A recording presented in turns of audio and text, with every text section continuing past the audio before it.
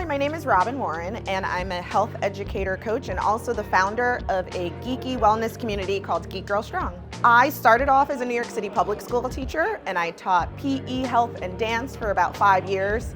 And during that time, I started realizing that I could take pop culture and apply it to the things that I was teaching my students about health and their bodies and their relationship to it. Something that I started doing was realizing that my students who were being raised to be young women in the world would leave in the 6th grade, summertime, and come back in the 7th grade and seem like they felt as if they had to choose between 3 different boxes that they were going to fit in. Either they were suddenly a tomboy because they still wanted to participate in PE and play sports, or they were very concerned with their looks and socializing, and they would say things like, "Miss Warren, I don't sweat anymore." Or they would be the student who would get changed, very well behaved, and would sit on their floor spot and open a book silently. And then when I would say it's time to start warm-ups, I could see the terror in their eyes when they looked up at me, and sometimes would even say things like, "Just let me sit in the bleachers and take a 0 because I don't want to be bothered." And here I was, this PE teacher that's an unassuming PE teacher. I don't look like the ones in the media or the movies. And I was relating to my students, in particular at this time in Washington Heights, where they had a lot in common with me. I'm first generation American on my mom's side. I'm one of the first people to graduate with a bachelor's degree right out of high school and then a master's degree on top of that.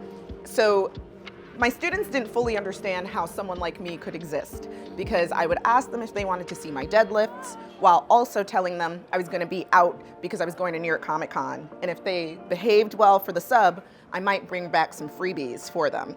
So with that, I started realizing that students were really engaged by pop culture.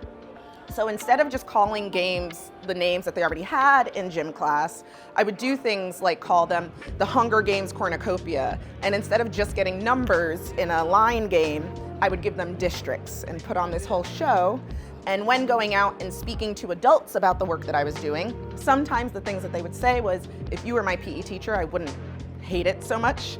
So they started asking if I could train adults, and that's how Geek Girl Strong got started. I think that the consistent through line, especially for folks who consider themselves to be geeky or nerdy, is that they hold themselves to very high standards a lot of the time, and they can be very hard on themselves. So they wanted someone who could teach them to evolve their relationship with their bodies and food and things like that, who would hold them accountable without judgment.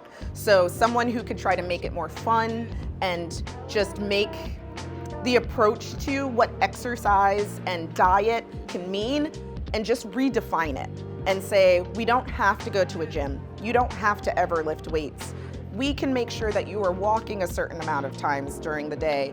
And I think that is probably the most common thing that people are looking for, and why they choose me is because they know I'm also a nerd. So they know that they can talk to me in code and kind of code switch between fitness language and nerdy language. So small things that people with similar pop culture interests and what they can do to either change their relationship with exercise or the way that they eat or anything like that is to make really small changes. Everyone wants to know what the secret sauce is, and if there was this big secret that worked for everyone, I wouldn't have a job. No one who does the kind of things that I do would actually be out there. So it's really good to know that the thing I say in all of my presentations that I do at different conventions and just in general is it depends. And if anyone out there says, "I have this meal plan for you, I have this exercise plan for you," and they don't know anything about you really, they might not have your best interest in mind, because it really depends on not only your body and who you are, but what you're actually going to do. So something that I really figured out was we don't have to reinvent the wheel in order to find things that make all of this more accessible to people, is that we can take what already exists and then add in little fun things to make it more approachable. So, like me renaming games in PE classes, or coming to conventions and teaching people to do the bye bye bye choreography, but to bard sounding tavern music instead, or doing Wellness for Geeks Who Sit, which is probably my most common workshop that I do at these kinds of events, because it's basically telling you, not basically, it is telling you that you don't have to get 10,000 steps a day in order to be healthier. You can stand up and sit down in your chair over and over again, and those are squats. Because if you go to the gym, you'll actually see people doing bench squats and things like that. So redefining those ideas, and then also doing very small things like gamifying, whatever it is. So in Geek Girl Strong, we have experience points, which stand in for physical activity. So anytime someone does some sort of physical activity, they might give themselves 1 XP a day. It's actually something I do personally. On my big calendar in my living room, on my dry erase board, I put a little XP every time I complete whatever type of programming or idea of physical activity I've set for myself.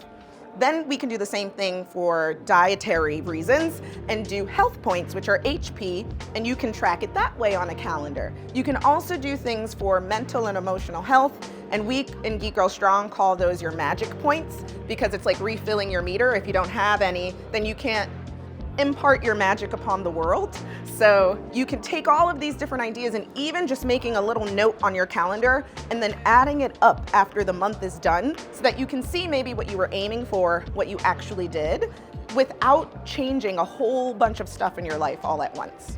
Yeah, they can find me everywhere at Geek Girl Strong. We've worked really hard on the branding, so if you search Geek Girl Strong, you should be able to find me and our international community everywhere.